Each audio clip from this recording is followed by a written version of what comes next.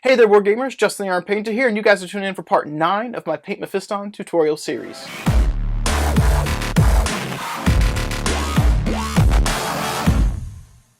I'd like to welcome you guys back for part 9 of the Paint Mephiston tutorial series, and if you guys are watching this today, there's a good chance you've already watched the previous 8. If you haven't already, I encourage you guys to check out my YouTube library as well as the accompanying playlist where you can get caught up on everything we've done on Mephiston so far. In today's video, we're going to be wrapping up this model. Finally! It's been a long road, a long journey, and we've been dealing with delays, and the videos did not get out as fast as I wanted, but today, finally, by the grace of the God Emperor himself, with a little bit of sprinkled sanguineous in there, we're going to finish today's model. Today we're going to be tackling the basing portion of the model, which is probably the easiest thing that we're going to do, and I encourage you guys to grab your paintbrushes, your airbrushes, your models, and whatever else you'd like to work on today, and paint alongside me. So here's Mephiston in his current state. Like I was saying before, if you are behind on the video series and this is your first time tuning in, we've got 8 other parts that start out with him in bare plastic through assembly. We go through applying our primers, we go through applying base coats and masking to get the black down, the red down, we go through layering up to get the blends on the robes, we go through edge highlighting, detail, flesh tones, power weapon effects, and some freehand. So if you guys are interested in learning all those techniques, we've got a variety of video footage for you guys to check out. So make sure you check out the YouTube library as well as the playlist that this is included in. But on that note, let's get started today. I've gone ahead, and if you have been following other videos, you'll realize that the base here has been painted black. I've gone ahead and just blacked out the top surface for the most part. It doesn't have to be super clean, just gone ahead and blacked that out. We're going to be coming in today with some gray paints and some dry brushing to tackle the concrete or metal type stuff he's standing on. And I think we're going to go with a gray color. So for that, we're going to come in with our, I believe, Administratum Gray, which is indeed what we've got. And we're going to lay down a coat of that across the whole surface of the area that Mephiston is standing on. So if you've made it this far, this part should be relatively straightforward and easy for you. Should not be too difficult. So we're going to come in here and we're going to apply this Administratum Gray here, or excuse me, Dawnstone Gray rather, to the whole surface of the concrete stuff or slab that Mephiston is standing on. We do want to try and be a little bit clean in that we don't hit the metallic areas that we've already painted previously, but it's okay if you do. We can come back in and fix those. Just get a nice thin coat on the whole surface here, and that is what is going to matter. Alright, so with our gray now applied and dry, it's time to come in for the next step. For that, we're going to be using some Longbeard Gray, and we're going to dry brush the edges of this. Now, if you've made it this far in the series, I would assume you know what dry brushing is, but maybe you don't. Maybe this is your first time learning to do some painting stuff. Maybe this is your first experience with Warhammer 40K, miniatures, or me, or anything of that nature, and perhaps you've made it to the end and you're just curious to learn new techniques and be exposed to new stuff. So, with that being said, we're going to go ahead and cover dry brushing. It's very simple and a very easy technique. So we're going to use a, I forget what they call this. It's a beveled brush. Some of the comments is going to let me know. I always forget what you call the beveled brush. A filbert. Is it a filbert? It might be a filbert. Something like that. Something burnt brush. Something like that. But I like these beveled ones. This one happens to be from Army Painter, and we'll also be using one from Slow Fuse as well. These are a little bit more expensive, but you could use some cheap ones from the store. This one with its little filbert dry brush bevel tip, whatever that is actually called, is from Hobby Lobby, and it's from a pack of, I don't know, 10 brushes for $5. So it's dirt cheap, but you want something that's flat and ideally with a bevel. But there's other dry brushing techniques you might use on large surfaces that just use this. You want something that's got that flat area. You don't want to be dry brushing with something shaped like this right here. If I can grab it, there we go. Not so good for dry brushing. This is good, and I like these because they give me a little bit more precision and control. So we're going to come in here, and this happens to be a paint designed for dry brushing, so it's a little bit thick and chunky, which is good, but you can dry brush with anything. The techniques are roughly the same. Remember, if you are dry brushing with another paint that's not thick and chunky like this, that you're going to have to worry about it being runny and wet, so you want to make sure that you follow this process to a T so that you don't go to your model to apply the effects we're going to do and then mess it up. So we've got our brush loaded up, and we're going to work that paint into the bristles and then out onto the paper. Essentially what's happening is we're getting paint inside the bristles and not on the outside, so when you go across the surface, it pushes the bristles and leaves a little bit of paint. So we're going to work that out. You'll notice I'm going back and forth, rotating, really work it out. Then we'll use the back of our hand here. You can see it tinted my knuckle a little bit, and it gives you a good indication of how much paint is loaded in the brush, and if that just smears down here, then you know you've got too much, you need to go back to paper towel. In that case, I think we're good, so let's go over to Mephiston here and start tackling the slate areas on his base. Now, as you guys start to tackle this area of the model, it is worth noting that we've done all this work, all this hard work so far, so don't give up now on your tenacity in regards to being clean and not hitting areas you don't want. You don't want to be dry brushing something and hit a stroke across an area that looks really nice and you don't want to mess up. Alternatively, you could skip this step and manually paint all the rocks and rubble here by hand and edge highlight it and build it up, which is fine. But in this case, the focal point is the model, and I think the base is going to look really good after we're done with all the steps here. But we don't want to spend a million hours on this when we've spent a million hours here, at least for what I'm doing. If you were doing this for a competition, you might spend some extra time here. But the focal point of this particular series is to show you guys how to paint Mephiston to a really cool standard with really cool effects and exposure to a variety of different techniques. So in this case, we will be doing some dry brushing. Now, as we come in here, we are going to be, again, very careful to not hit robes in areas we don't want the gray paint to be. So we're going to come in here and we're going to start going. I'm going to downward motion, try to catch these nice edges of the slate. Now, on our first step here, it's okay if you hit a lot of areas of the slate. Just don't hit Mephiston. Again, don't hit Mephiston. He won't be none too happy if you get gray on his robes. He's worked thousands of years to get these robes looking the way he wants, folks. The dry cleaning bills are crazy. Sanguinius is very angry half the time. I mean, he has to be if he's dead. But we're going to, again, just be careful. Don't hit areas you don't want to hit. And have some fun. This is a lot of fun. We're essentially kind of cheating an edge highlight. It's not quite as clean as an edge highlight, but it is a really easy way to get bright edges on your model quickly. We're going to allow this to dry before we come into the next step. If you guys proceed to the next step and you get too impatient and you do not allow this dry brush to dry, you're going to make a mess. It's just going to be a smeared up mess. So trust me when I say allow this to dry. You know, for a copious, I want to say copious, but just make sure it's dry before you proceed to the next step. As it's going to transition quick, folks. It's going to come up. It's going to get snap, snap, and we're going to the next step. Just make sure that for you, if this is real time for you, that you allow this to dry. For me, I'm going to stop the camera, obviously, and then it will be dry. But trust me, if you don't let it dry, you're going to be a sad sanguinius. So allow that to dry, and then move on to the next step.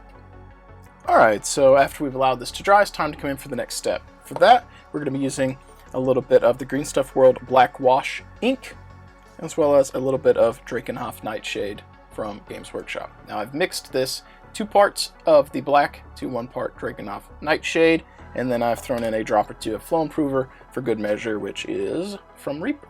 And I find that helps the washes flow into the cracks and crevices a little bit easier. You don't have to do that, but it's something I like to do. You could also just use any color wash you want to tint the slate. I like mixing a little bit of black with blue because we get a slightly different color shade on there, which is what I like to do. So now we're going to come in with this wash and go across the whole surface, being very, very careful again not to hit his robes. Do not mess up Mephiston. He will be very angry at you, I promise. You ever made a Blood Angel angry? You ever heard of the Flesh Terrors? Do you know what the Black Rage is? I assure you that if you mess up Mephiston, you will know what the Black Rage is. Sometimes I get in here and I start painting, and I've had copious amounts of caffeine, and I also have a huge love for the Warhammer 40k universe. So yeah, sometimes I get a little bit carried away with my trolly little banter, but hopefully it's slightly entertaining for you, ever so slightly. As you are painting and nearing a completion of your model, you're hanging out with me, and hopefully entertained to some degree. Are you not entertained? Are you not entertained? I don't think he looks very much like Maximus, if you guys are Gladiator fans, but he could be cool. Maximus is a Space Marine. I guess he might be a Minotaur at that point. Actually, no. I guess the Minotaurs kind of look I guess a little Spartan, I suppose. And I guess he was, Greek? I don't know. No, he was Roman. He was a Roman legionnaire. Woof, woof. Somebody in the comments was like, how dare you! You insult Maximus Decimus Meridius Prime, whatever his name was. And as I have continued with my slight banter here, we have nearly completed our wash of the miniature. So like we said, or like I said previously, with the dry brush step, allow this to dry before you move on. If you don't, you'll mess something up, and Mephiston will be none too happy. So let's let this wash dry, and then proceed on to the next step. Alright, so with our wash now dry, it's time to come in with the dry brush layer once again to hit the high points and start to create more depth and contrast. So what essentially we're doing here is what we've done here rather, is we've laid down a gray, we've hit it with a dry brush, we've tinted it with a shade or wash, and we're coming back into dry brush again. So with the same color, we're going to be adding essentially a highlight to a highlight, because the other gray that's down has been tinted, whereas this gray will not be. So it's going to show up differently. So think of this as like a filter. We've applied a thin, dark, almost black blue kind of filter to the gray. Now we're going to add the natural gray back to the top and get a cheated highlight without having to use an actual brush to apply that highlight. So we're going to come in here, just like I did before, work our paint into the dry brush. You'll notice I've switched brushes. The reason I've switched brushes is that in this session, my other brush hit water. I put it in there and rinsed it out. Once a dry brush is wet for me, it's usually done for the session, because I can never completely dry it out so that I can use it again. If you come in with a dry brush you've swished in water and get it loaded again, it may still be wet in the bristles, which means that you might smear the paint and it may start painting instead of dry brushing. It's not what you want. So take it from me, learn from my examples. I've done dry brushing for a long time, and I've messed up plenty of models I've had to fix because I was impatient. So just like before, we'll come here, use the back of our thumb here, make sure it's coming out well, or not coming out too much, and then come to the model, and we're going to come in a downward motion, not going up. We want to hit the top areas, not the bottom. We got a light edge here. We want to make sure we're enhancing the top now. This is where the light source is going to hit. Again, also paying particular note to where Mephiston is located. We don't want to hit his robes. And I like these beveled tips because you can kind of press down and get down into the recesses a little bit and get nice targeted dry brushing. This is what I like to call this, targeted dry brushing. It's not quite as clean as a edge highlight would be, but it is for sure faster. And you can get some nice quality looking work done with a dry brush as well if you're patient and you build up the colors. With our dry brush now dry, we can come back in with that same wash mix and apply another coat to the top. Again, like I said before, we're essentially tinting or filtering, or applying a filter to the model here in the colors. I want to be particularly careful with his robes. We don't want to hit those, as we said before. A little bit of dry brush dust kicked up. And you can see how this is starting to build up and give us a nice transition and layer of colors, because we are now tinting the previous layer and retinting the last dry brush layer as well. So we're getting these nice gradients, these nice transitions in the grays and the blues and blacks sort of that we've been building up. I say sort of because this wash is barely tinted blue, so it's mostly in the gray-black spectrum.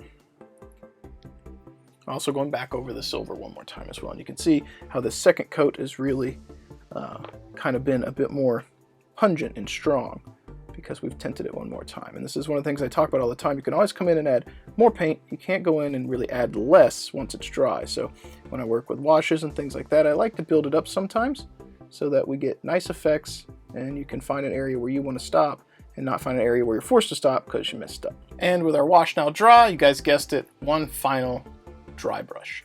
Now again, you guys can layer this up as many times as you want, as long as your washes are thin and you don't start to get it to where it's so saturated at the bottom you lose color.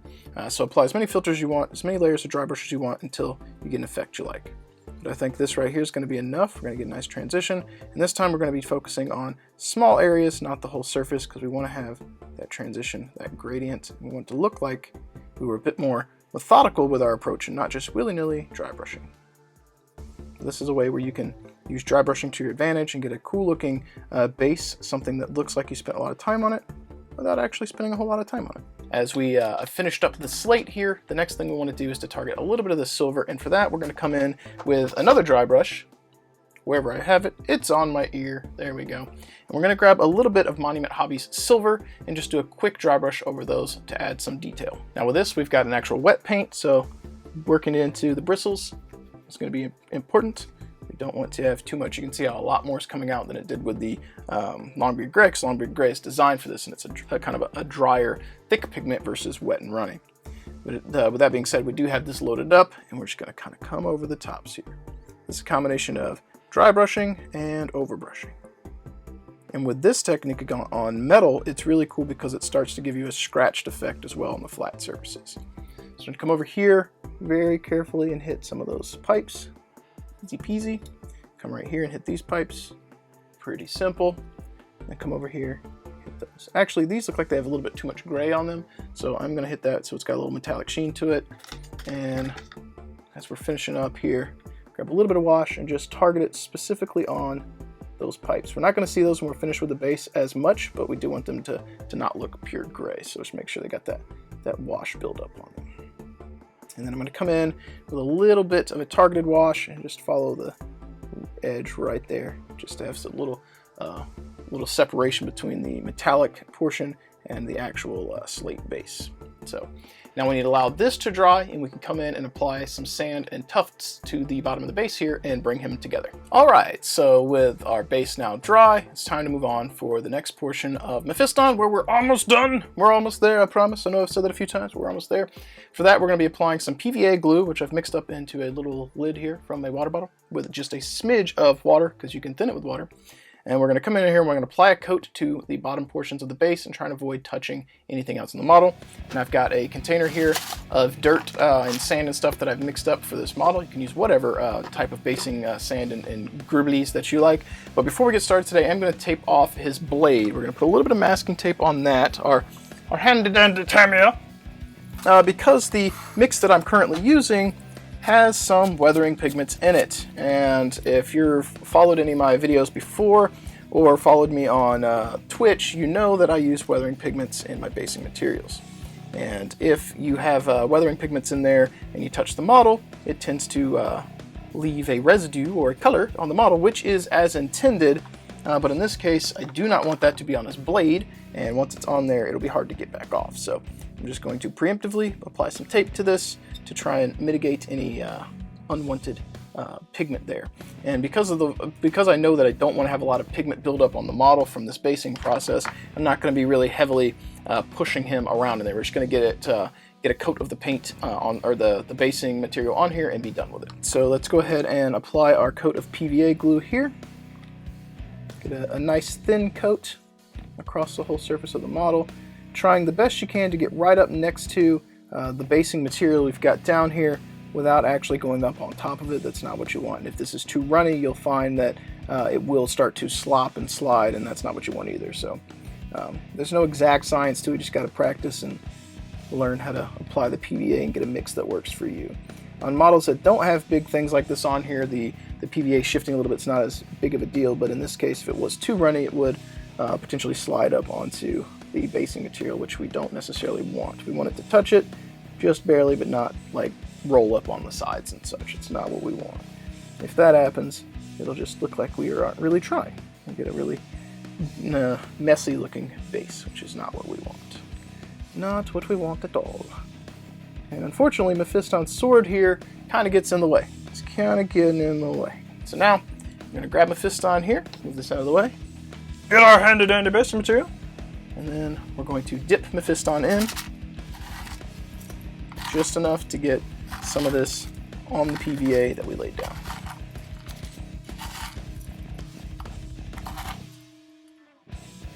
Boom. Easy peasy. Now, if you find that some of your PVA did roll over the side while it's still wet here, you can just slide some of that basing material right off. No big deal. Easy peasy. So now we're going to come over here, put him back on his stand, and for the next portion of the basing here, we're going to apply some tufts to the base. Now, I've found if you don't allow the basing material here to fully dry, sometimes when you apply the super glue with the tufts, it'll push it up and it'll peel up the basing. So allow this to dry and then apply your tufts. And then we'll be back when this one's dry, and I'll show you guys what it's going to look like when we apply some of those. And for that step, I think we're going to be using some beige tufts from Gamer Grass. But once he's dry, we'll get a close-up on that, and we'll start wrapping him up. Boom! And just like that, the base is now dry. I know that's totally movie magic, right? I snap my fingers and it dries faster. Totally didn't just wait and then start the camera back up, right? But on that note, the basing is now dry, and we're ready to apply some of our beige Gamer Grass tufts to the base. Now, when applying this, sometimes less is more, sometimes more is more. Just depends on what it is you want to do. In this particular case, we got a nice open area here and here to apply some tufts. So I think in this case, we're going to apply something a little bit bigger here and a little bit smaller here. So let's grab our super glue, and we're going to put a couple little dabs here. So we're going to put a small one here, and it doesn't take a lot because this is going to kind of spread out. So here we go, a little dab and another little dab. we're going to apply one of these tufts right here next to the base. Press down, blowing off the excess. And then we've got another little tiny one right here that I think will look cool on the other side.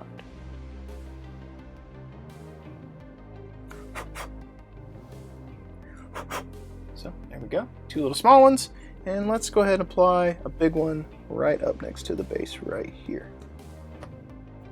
Let's see, which one's gonna look good? I think maybe this one right here. This one might look pretty nice. We'll get that right up next to the basing. Press that down, and if you find that it's curling up a little bit, you can just use an X-Acto blade, press down the edge and hold it. Make sure it's going. And there we go, just like that, we got some cool grass tufts on here. We've got our standard basing, and the only thing left to do on Mephiston is to ring the base black, and then he's ready for the tabletop. Or maybe the display case. I'm not sure exactly where Wheels, the client for this, is going to put it, but wherever it's going to go, it's going to be awesome. As a final note here, when you guys ring the base black on your Mephiston, be particularly careful right here where the tufts are, because if the super glue is still wet and your paintbrush touches the edge and catches it, it can ruin your paintbrush. It's going to glue the bristles to each other, or maybe even the base, and then ruin it. Now, when you're doing basing material stuff, I'm using an El Cheapo brush anyway, but not having to replace it means you're saving money. So just be aware that that can happen if you're not patient and you work too quickly with your model. But I think this particular tutorial series and this model in general, one of the morals of the story here, one of the themes has been be patient, get cool effects, and paint your model. But on that note, folks, we are done. It's been a long journey, but Mephiston is finished. It's looking awesome. I'd like to thank you guys again for coming along with me on this hobby tutorial journey. This has been a long road. It's been a long road. But we are here. We are at the end. Mephiston is now complete. If you've completed this series with me and watched all 9 parts, I hope that you have been able to learn something, maybe some techniques, maybe how to do some masking, do some edge highlighting, some cool lightning effects, or anything in between that we've covered. I hope it has helped you in some way. As always, if you have worked on a Mephiston model of your own, I'd love to see what you've worked on. Sound off in the comments below. Let us see a link to your Instagram. If you've used these effects on something different, not a Mephiston, but you still found this useful, we'd still love to see your miniatures. If you're not a member of our Facebook and Discord communities, The Garrison, I encourage you guys to check those out, where you can engage with other like-minded individuals like myself and you, who are out there painting, playing games, and we'll be able to enjoy each other's work, and I think that's awesome. If you have any thoughts, critiques, suggestions, or anything at all, I also encourage you to sound off in the comments below. I'm committed to producing the best content I can and trying to improve and grow, and who better to tell me what they think I could do better than you guys, the ones who are consuming the content and watching. If you haven't already, which if you've made it this far in the tutorial series, you probably already a subscriber, but if you haven't already, smash that subscribe button. Do it for Sanguinius, the Emperor demands it. Subscribe to the channel. Hopefully you will. as well as, or in addition to subscribing, I encourage you to like this video, ding the little bell so you get alerts when I put up new content. If you'd like to further continue to support the channel, I encourage you guys to check out deathresigns.com. Coupon code GETAMPED10 will save you 10%, and 10% of the proceeds from that will be donated to me in the form of a bonus, which is awesome. It helps me to pick up paints, tools, models, anything at all that I can use for content creation, and you guys are helping make that a reality. If you'd like to go a step further, I encourage you guys to check out my Patreon page. Your contributions, no matter how large or small, really do help continue to push this stream forward, the YouTube channel forward, this community, this hobby, this love, this interest that I'm pursuing. You are helping drive it. Not only are you guys who watch helping out, you people who put your money where your mouth is, sort of, and help support the content here, really are having an honest effect. I'm not just out here buying energy drinks and throwing it at plastic crack. That's models, folks. I'm not just doing that. It really does help me in terms of paying bills and so forth, because it helps me take away time from my normal job to invest time into this, which I love to do. So again, as I've mentioned several times in this tutorial series so far, thank you to Chris Oakes, Wheels from Twitch, and The Garrison for making these videos possible. He is the patron who's supported the tutorials that we've been working on, and this model is actually for him, as I throw it on the floor and try and break it. This model is for him. Little oopsie boopsie there. I didn't have him mounted to that. But big thank you to Chris from the Garrison community and the Patreon. Your contributions have allowed me to take a step further in the content creation realm and to continue pursuing what it is that I love. And you've also helped me produce content for other people to enjoy. So big pat on the back to you. Big thanks. And hopefully you guys will consider checking out my Patreon page And if not, I really do appreciate you guys taking some time to watch these videos. Leaving comments is super helpful, and hopefully this has been helpful for you. And as always, a trend with these, I kind of ramble here at the end, and I'm taking a sigh of relief as we finish this model. But I think on that note, probably rambled enough. Time to take a break. We finished this Mephiston. What better time to take a break than right here at the end of the video? So as always, folks, thank you again for watching. I hope you enjoyed. Keep painting those models, keep rolling those dice, and I'll catch you next time.